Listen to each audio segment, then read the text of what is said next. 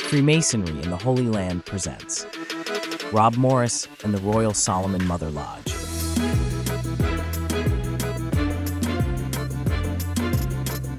All right, let's unpack this. Today we're diving into a fascinating story about the very first regular Masonic lodge in Jerusalem. The Royal Masonic Solomon Lodge, due 93. That's the one. And get this, we've got historical accounts, lodge records, even some old travel journals to help us piece this all together. Sounds like we've got quite a mystery on our hands. Exactly. A Yeah. real history mystery. Real way.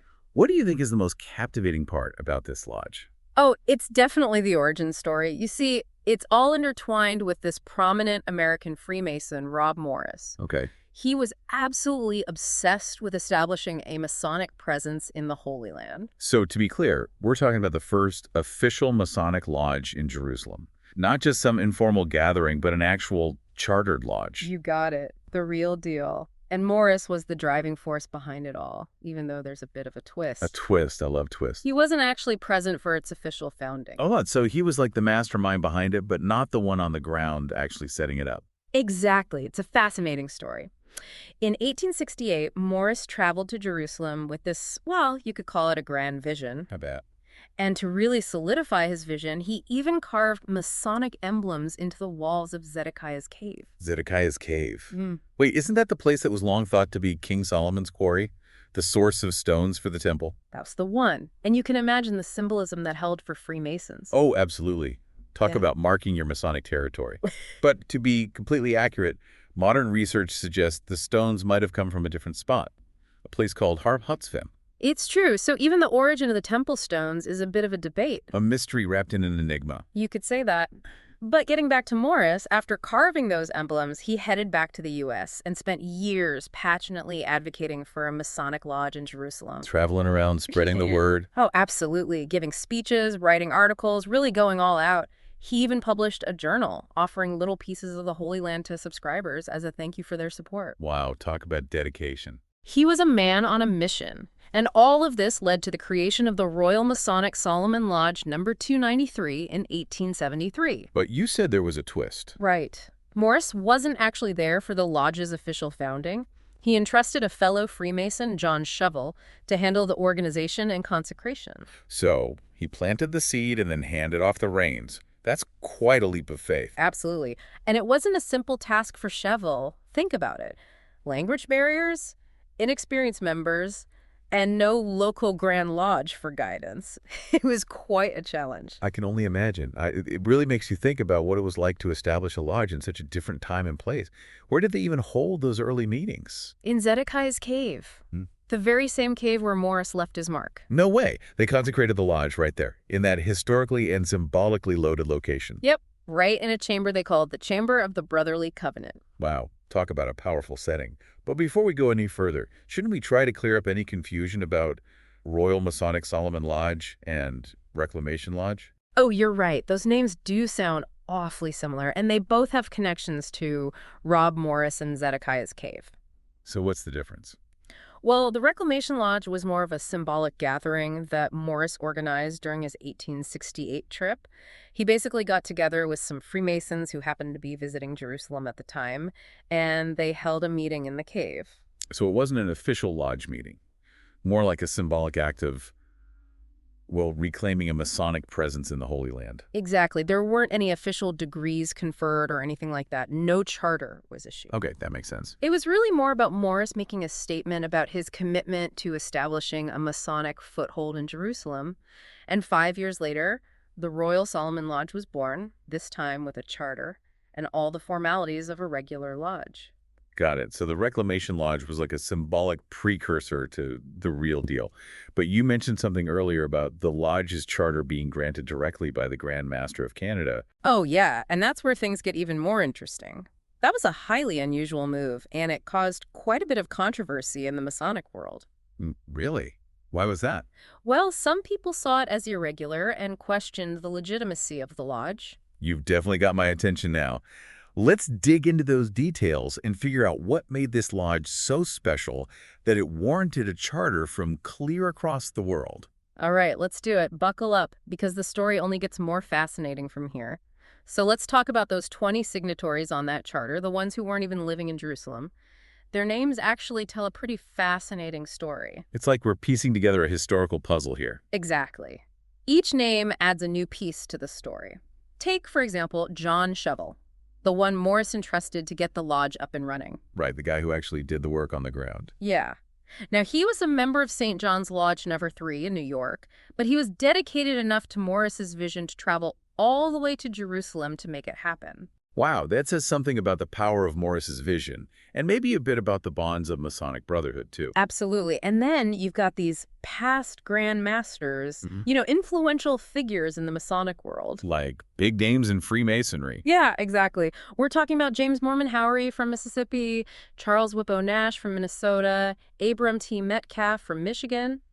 They all signed that charter. Past Grand Masters. Oh, That definitely lends some serious weight to the lodge's legitimacy. it does. And then there's the Grand Master of Canada, the one who actually issued the charter. You gotta wonder how that all came together. Well, one of the signatories, Alexander A. Stevenson, was actually a past Grand Master of Canada. My guess is that he played a key role in securing that direct charter. Makes sense. And let's not forget those 4 British Freemasons who signed the charter, too. Oh, yeah. Tell me about them. Well, they were visiting Jerusalem from this British ship, the HMS Lord Clyde. Wow, so this was truly an international affair. Oh, for sure. These guys, from all corners of the Masonic world, came together in Jerusalem for this one common goal: to establish this lodge. It's really amazing when you think about it. But we've been talking about all these big names, and there's one we haven't mentioned yet. Rob Morris himself. Was he listed as a member of the Royal Solomon Lodge? Actually, he was listed, but it's important to remember that he wasn't physically present in Jerusalem at the time. So his membership was more symbolic. Right. It reflected his role as I guess you could say, the spiritual father of the lodge. Makes sense. He was still a member of his own lodge back in the U.S., Fortitude Lodge number 47 in Kentucky, but his heart was clearly in Jerusalem. Yeah, you can see how the historical accounts could get a bit muddled. You've got those 2 lodges, the symbolic Reclamation Lodge and the formal Royal Solomon Lodge, both linked to Morris and Zedekiah's cave. Oh, absolutely. It's a prime example of how history can become, well, let's just say, a bit tangled. Especially when you're dealing with a group like the Freemasons. With all their symbolism and secrecy, it's a recipe for confusion. For sure. But that's what makes these deep dives so interesting, unraveling those historical threads and separating fact from fiction. It's a challenge, but it's rewarding too. Absolutely. Okay, so we've covered the charter and all those big names who are involved.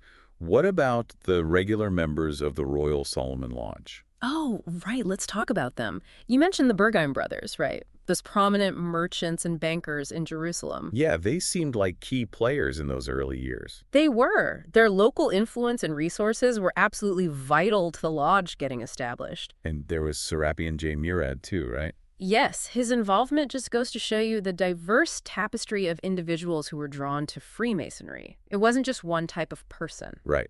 And then there's Thomas Tadros Halperin, a name that always piques my curiosity. His story, his conversion from Judaism to Christianity, that must have caused quite a stir in the lodge, don't you think? It did. It was a reflection of those broader religious tensions that were simmering in Jerusalem at the time. Remember, these lodges weren't operating in a vacuum. They were very much products of their time and place. That's so true. So we've got this new lodge established in these really unusual circumstances with a very diverse group of members. What happened next? Did it all go smoothly from there? Did the lodge thrive? Well, the lodge was active for a few decades, but they definitely had their fair share of ups and downs. You make it sound like things might have gotten a little bit messy. Let's just say it wasn't all sunshine and roses. Remember those disagreements about admitting Freemasons from lodges associated with the Grand Orient of France? Oh, right. The ones who'd abolished that requirement of a belief in a supreme being. Exactly. That must have been a pretty big deal for a lot of the members. It was. For many Freemasons, belief in a supreme being is, well, it's a cornerstone of the whole tradition. Right. So to admit members from lodges that didn't hold to that same principle, it was seen as a real betrayal of those core values. So it wasn't just some internal disagreement, but it really reflected those larger divisions that were happening in the Masonic world back then. Absolutely. It really highlighted those challenges of trying to maintain Masonic unity across different cultures, Yeah. different interpretations. Yeah, I see what you mean. Yeah. So how did it all shake out? Did Royal Solomon Lodge end up admitting those French-oriented Masons? They didn't. There was too much opposition from other Masonic jurisdictions. Okay. But the fact that they even considered it speaks to the unique and maybe even controversial nature of this lodge. I see. So it sounds like they were trying to find their own path, even if it meant ruffling a few feathers. Right. And unfortunately, those disagreements about the Grand Orient weren't the only challenge they face. Oh no, what else happened? Well, on top of those ideological conflicts, they also started having financial difficulties. Well, that's never good. There were even accusations of inflated initiation fees. Yeah, and even some whispers of fraudulent activities going on. Ultimately, it all culminated in 1902 when the Grand Lodge of Canada suspended Royal Solomon Lodge. Wow, so it sounds like the lodge that was born out of so much ambition and determination ultimately met a pretty unfortunate end. It is a bit of a dramatic turn of events, that's for sure. It's almost Shakespearean. You could say that. But there is a sort of silver lining here. Oh, Even after the suspension, they continued to hold their meetings in Zedekiah's cave. wait, really? They just kept going, even without any official recognition. That's what it seems like. It shows just how resilient they were and how deeply connected they felt to that particular location. Yeah, it makes sense. Think about it. That's where Morris first left his mark, where the lodge was consecrated. It must have held a really special significance for them. It really is amazing to think about all that history echoing through those caves. So where does all this leave us with Rob Morris and his legacy? He never actually got to see Royal Solomon Lodge in action, did he? No, he didn't. He stayed in the U.S. and really dedicated himself to promoting Freemasonry in the Holy Land. It's interesting, isn't it? I mean, he wasn't involved in the day-to-day running of the lodge, but his impact is undeniable. You're absolutely right. He was the spark, the visionary who really inspired its creation. It sounds like Royal Solomon Lodge was both a testament to his vision and a cautionary tale about the challenges of actually bringing those grand ideas to life. Well said.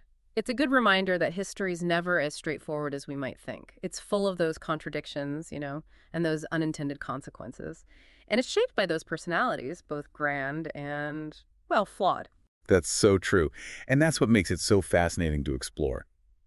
This deep dive has left me with so many questions, like what happened to the members who stuck with the lodge even after its suspension, and those past Grand Masters who signed the charter?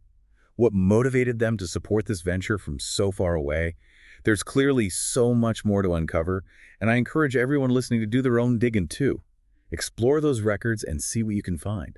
Who knows what other secrets might be hidden within those pages? It really does feel like we've only just scratched the surface of this whole story. The story of Royal Masonic Solomon Lodge, Note 193, may seem like just a small footnote in Masonic history, but it opens up a window into a much larger, more complex world. A world of ambition, controversy, and that enduring allure of the Holy Land. It reminds us that there's always more to learn, more to question, and more to discover. Thanks for being our guide through this incredible journey. The pleasure was all mine. Until next time.